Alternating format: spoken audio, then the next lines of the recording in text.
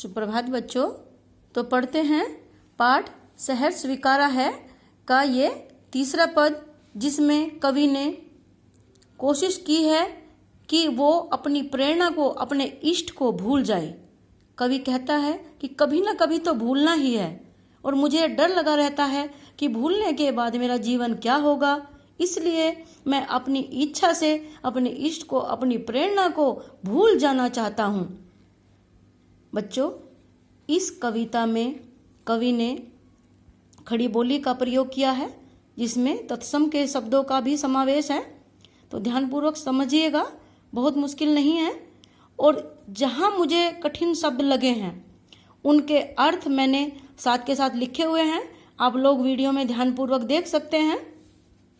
तो चलिए शुरू करते हैं। ये तीसरा पद, सचमुच मुझे दंड दो कि भूलूं मैं तुम्हें भूल जाने की, दक्षिण ध्रुवी अंधकार अमावस्या, शरीर पर चेहरे पर अंतर में पालूं मैं, झेलूं मैं उसी में नहालूं मैं।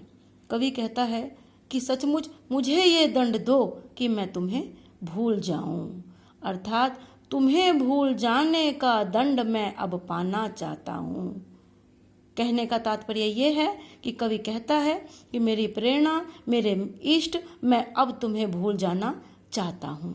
जिस प्रकार दक्षिण ध्रुव पर अंधकार, हमेशा अंधकार बना रहता है, जैसे अमावस्या अंधेरी होती है, उसी प्रकार दक्षिण ध्रुव पर अमावस्या के समान अंधकार छाया रहता है।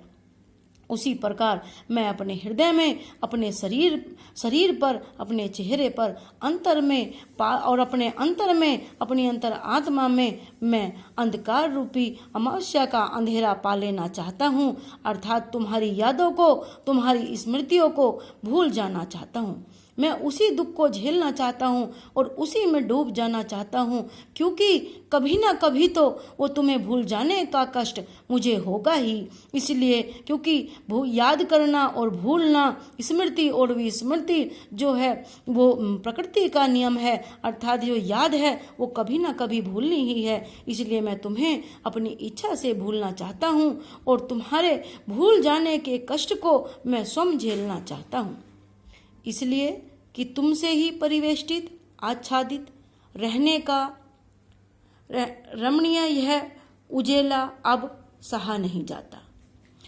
तुमसे परिवेष्टित होता है, चारों तरफ से आच्छादित घिरा हुआ, क्योंकि और उजेला प्रेम, तुम्हारे ही प्रेम रूपी प्रकाश से, तुम्हारे ही सुंदर रमणीय सुंदर प्रेम रूपी प्रकाश से मैं चारों तरफ से घिरा हुआ हूँ।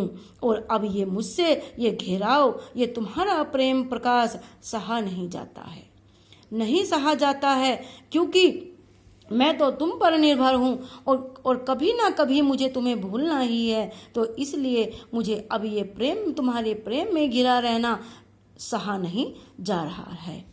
ममता के बादल की मंडराती कोमलता, तुम्हारा यह ममता का प्रेममयी जो व्यवहार है वो मुझे, जो कोमलता है, प्रेममयी व्यवहार की जो कोमलता है वो भीतर पिराती है, मतलब मुझे अंदर से पीड़ा पहुंचाती है। उसके कारण मैं बहुत पीड़ित रहता हूँ और कमजोर और अक्षम अब हो गई है आत्मा है। और उसी तुम्हारे प्रेम प्रकाश के कारण, तुम्हारी ममतामयी व्यवहार के कारण जो मुझे पीड़ा देने लगा है, मेरी आत्मा अक्षम, शक्तिहीन हो गई है, कमजोर हो गई है और शक्ति से रहित हो गई है और छटपटाती छाती को भवितव्यता डराती है।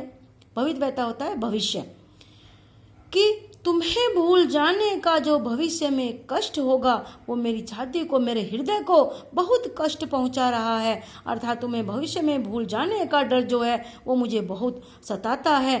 इसलिए मैं तुम्हें अपनी इच्छा से भूल जाना चाहता हूँ, क्योंकि बहलाती सहलाती आत्मीयता, क्योंकि तुम्हारा ये प्रेम प्रकाश जो मुझे बहलाता है, तुम्हारा ममतामयी व्यवहार जो मुझे सहलाता है और तुम्हारी ये आत्मीयता बर्दाश्त नहीं होती है, अर्थात कभी ना कभी तो इसे भूलना ही है ये, क्योंकि भूलना प्रकृति का नियम है। इसलिए मैं अपनी इच्छा से तुम्हें भूल जाना चाहता हूँ, तुम्हारी यादों को भूल जाना चाहता हूँ।